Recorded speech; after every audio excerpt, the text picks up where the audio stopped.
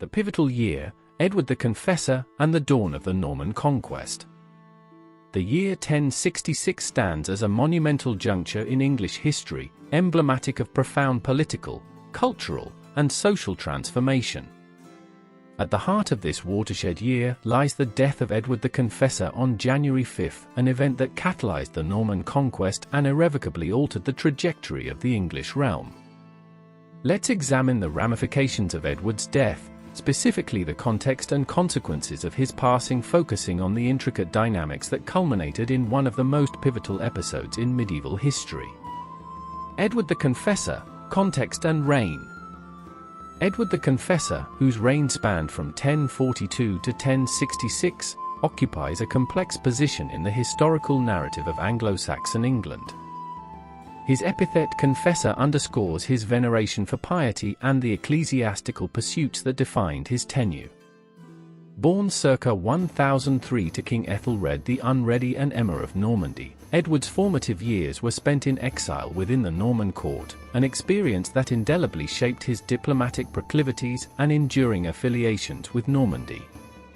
Edward's governance reflected a unique amalgamation of ecclesiastical devotion and political pragmatism.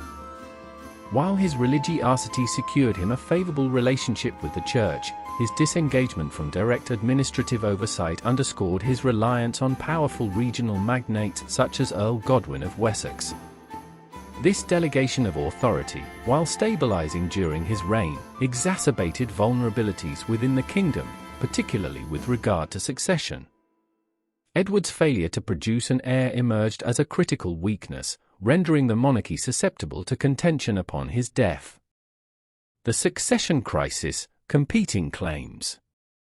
Edward's death on January 5, 1066, precipitated a volatile succession crisis, as the absence of a clear heir fostered competing claims to the English throne. Three principal contenders emerged: Harold Godwin's son, Earl of Wessex; William, Duke of Normandy; and Harold Hardrada, King of Norway.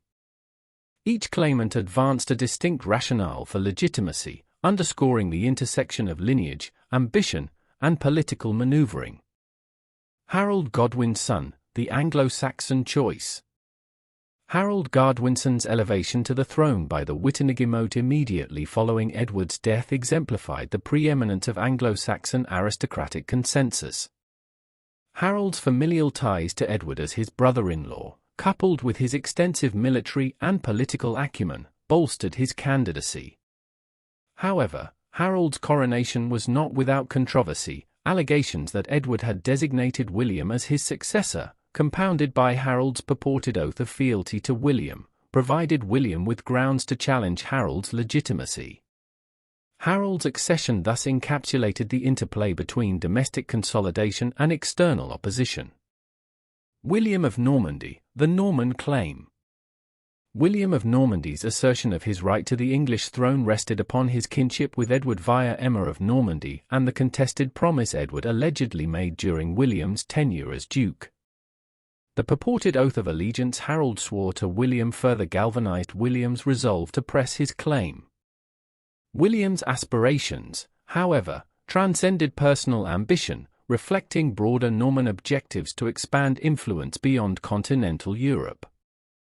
William's meticulous preparation for invasion and his adept utilization of Norman military resources underscored his strategic acumen.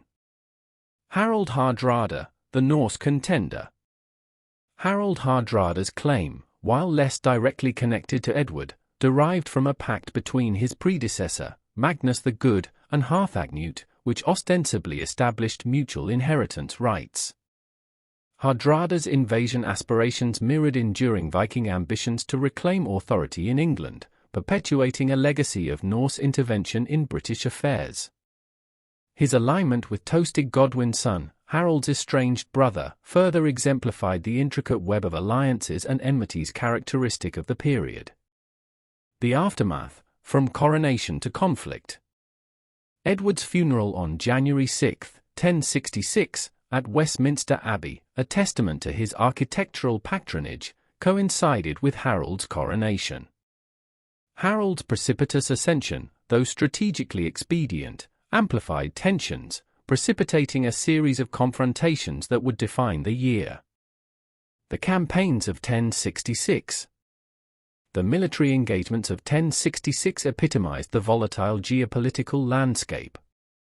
The Battle of Fulford on September 20th, wherein Harold Hardrada and Tostig triumphed over northern English forces, marked the initial challenge to Harold's authority. However, Harold's decisive victory at the Battle of Stamford Bridge on September 25 effectively neutralized the Norwegian threat, demonstrating his tactical prowess but at significant logistical and human cost. Barely 3 weeks later, Harold confronted William at the Battle of Hastings on October 14.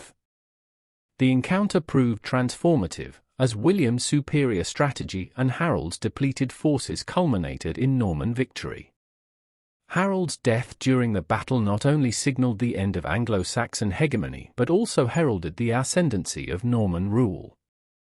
The Battle of Hastings, thus, emerged as a fulcrum of historical transformation, inaugurating a new era in England's political and cultural evolution.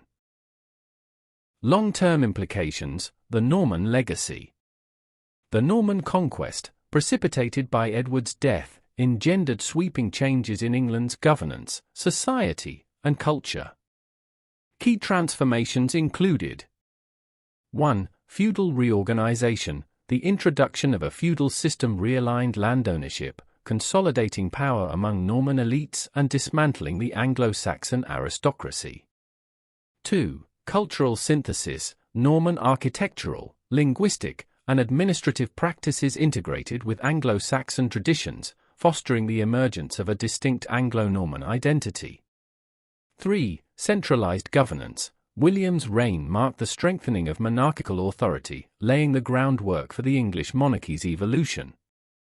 4. Domesday compilation. The Domesday Book, commissioned by William in 1085, epitomized Norman administrative rigor, providing an unparalleled record of medieval English society. Edward's enduring legacy. Canonized in 1161, Edward the Confessor's sanctification underscores his enduring spiritual legacy. Westminster Abbey, his architectural magnum opus, remains a symbol of his reign's ecclesiastical priorities. Yet, Edward's failure to address succession decisively underscores his role as both a transitional figure and an inadvertent catalyst for the Norman conquest.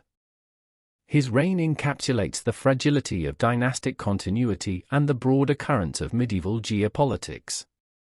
Conclusion. The death of Edward the Confessor on January 5, 1066, precipitated a cascade of events that irrevocably reshaped England.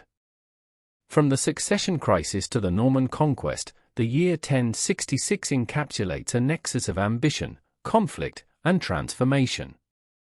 Edward's legacy, both as a monarch and as a saint, continues to resonate, offering critical insights into the interplay of leadership, faith, and historical contingency within the medieval world. Thanks for listening. Like, comment, and subscribe to Medieval Chronicles 1066 for more journeys back to the Middle Ages. Stay curious.